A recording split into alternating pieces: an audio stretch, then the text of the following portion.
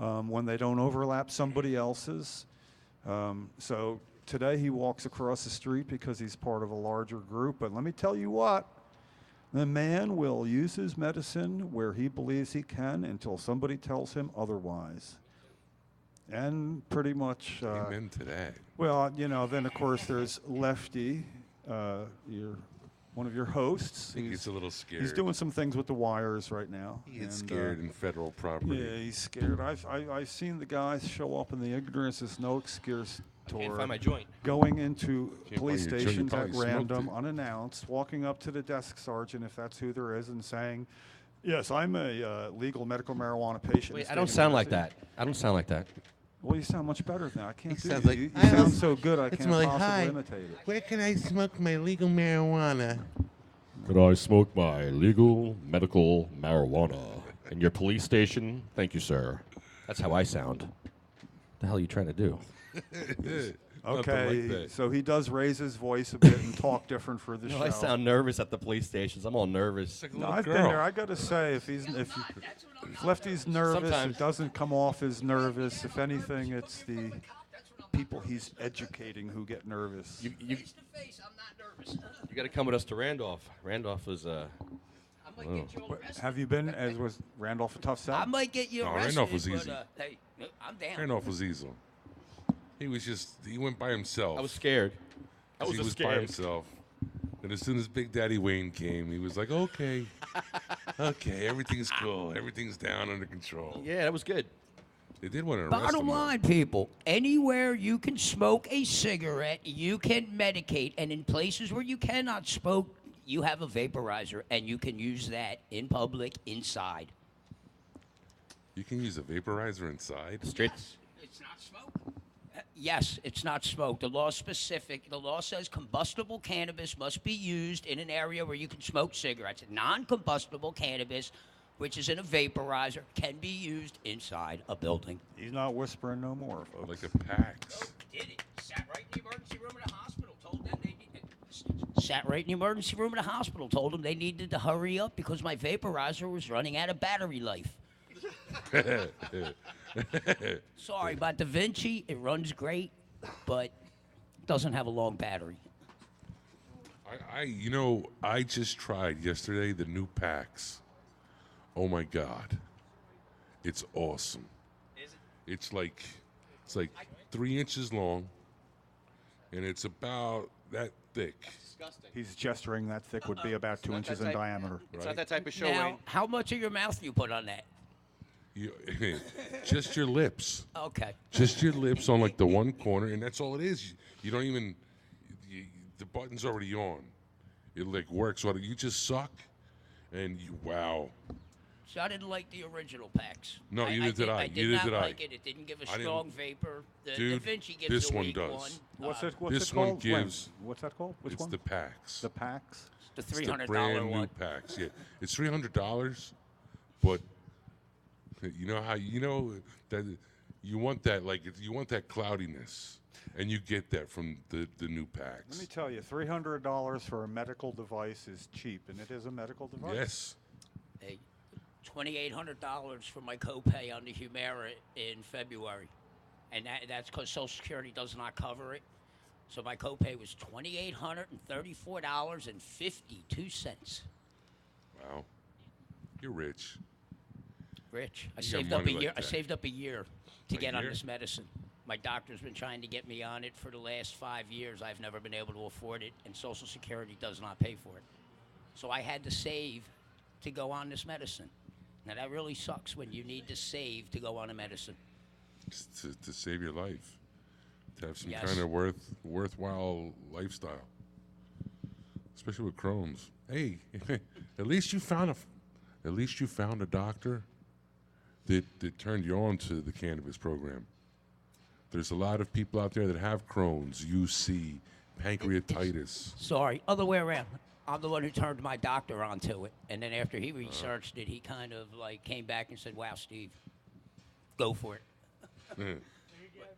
How long ago was that?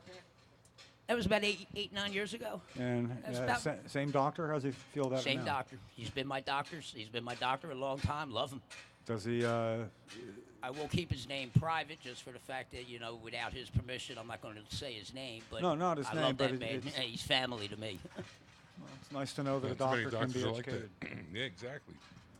Exactly. Well, you got to do what's called a meet and greet when you go to a doctor. You meet and greet the doctor, and you tell him what you expect from him because he does work for you. And if the doctor does not agree with you, then you move on to another doctor. You know, people remember, doctor works for you. You don't work for the doctor. Just as the people in Trenton here work for me. I don't work for them. They need to fix this program. They need to do it for the people of the state who they work for. We have to keep reminding them, you work for me. When you approached your doctor, you were very well informed about cannabis relative to Crohn's and where the law was and had been. I find that a lot of times patients will blurt it out to their doctor, what about cannabis? And even if they have multiple sclerosis or glaucoma or things that are known indications for getting a registration card, that when they're really informed, it's easier discussion. And I would, as I always have said, they should be ready to leave information and say, I don't want you to answer now. Here's my concern, and not get a knee-jerk reaction from a physician where it's easier just to say no. Can I say something? Okay. Can you say something? I was diagnosed in 1994, and one of the first things, talking to my gastroenterologist at that time, he asked, what do I find that I get relief? And it's right on the first page of my medical. On the first meet and greet, the doctor was informed that I used cannabis, that I had been a recreational user when I got diagnosed with the Crohn's, so I had known that when I was having problems, that it worked, that it stopped the stomach pain immediately. Come to find out that it was designed like that you have receptors in your stomach that react to the substances in cannabis. Out of that time, how many times is your supply of medicine interrupted by law or by the fact that you can't afford it? Because I understand that if you can keep Crohn's at bay with cannabis, it doesn't progress. You may avoid serious operations. Have you gone without much since then when you found out?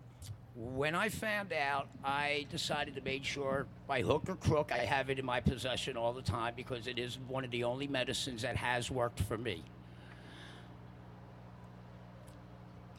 So, and I will say it is bad when it's not there, but I've made sure, and thank God that, you know, I'm lucky enough too, but so many people don't, and I feel so bad for them people.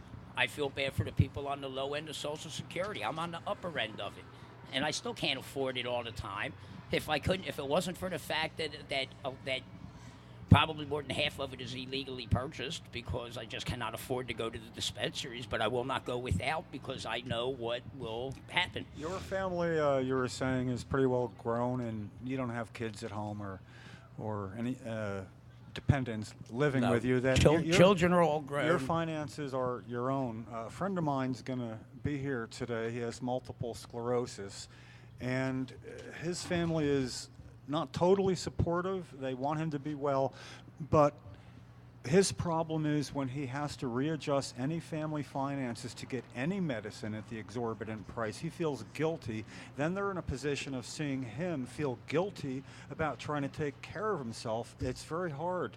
It affects whole families. I just read a story about a lady in Kansas, and it broke my heart to find out that, you know, her child spoke up in school at a DARE meeting or a DARE assembly. And because the child spoke up, the child was removed from the mother's house, who happened to be an activist for cannabis, for medical cannabis. Yeah, I saw that. And that was heartbreaking to see that a family would be ripped apart over political reasons. Diane Formbacher There you go. moved to Colorado for that exact reason. Two children. One of them mentioned the word hemp. Yeah, hemp. About hemp products, and Division of Youth and Family Services paid a visit. Late great lawyer William Buckman made sure that nothing happened, but she realized she could not stay here and keep quiet watching people suffer. So she and her family and her husband Terry relocated to Colorado, joining Jim, the growing number of refugees. If my kids were young, I would not have did what I did back in 07, 08, 09, 010. I would have never came up here yelling and screaming the way I did if I would have thought that my children would have been taken from me. I'm sorry, I'd have had to bite the bullet on that one, but God bless him. I couldn't jeopardize my family. I would have just kept it an illegal activity the way it was for the 20 years before they legalized it for the medical. But I would have not did the activism that I did if I had minor children at home that I thought would be removed from the house. I just couldn't do that. God bless her. I hope to God it works out for her and that she gets her children back. It's a game changer when they start messing with kids, you know. Yes. Two groups of people Heartbreaking. being dealt with the wrong way by our state government are, in fact, children, families with children who either need to medicate themselves, speak out about it, or the children themselves need medicine. And now veterans added to the list by the disrespect they will be receiving when the bill to add post-traumatic stress hits the brick wall that we know as Governor Christie. Can I give one more advice to the Department of Health?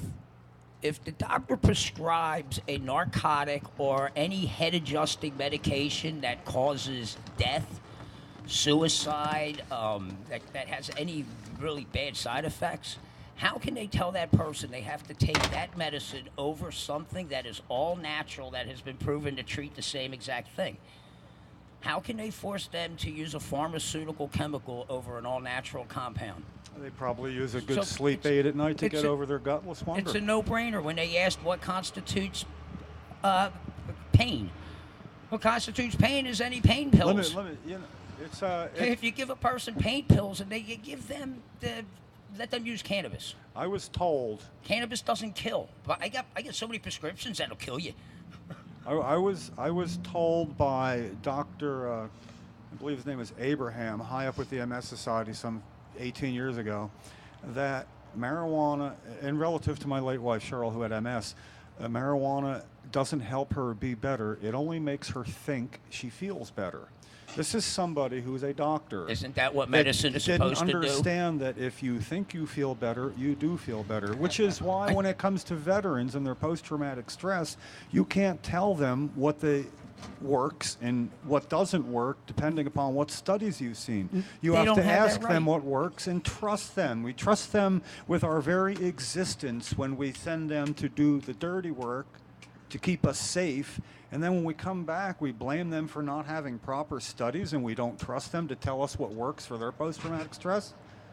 Not anymore. We got 31 weeks here where there's a sign behind me now that says, these assemblymen don't want veterans to legally treat PTSD with medical marijuana. They voted no on A3726. They're listed by name, their townships they serve, their contact numbers, and I will be calling my assemblyman when I'm off the microphone here to seek an appointment with him to find out why he voted that veterans should not have Well, post-traumatic why would stress you added. call him off the air? Why don't we call him on the air?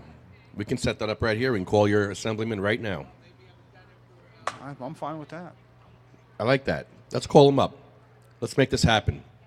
Let's call up our assemblyman right now, live on the air, right in front of the State House, live in Trenton, New Jersey. We're going to call our assemblyman right now Well, it's and ask him why he voted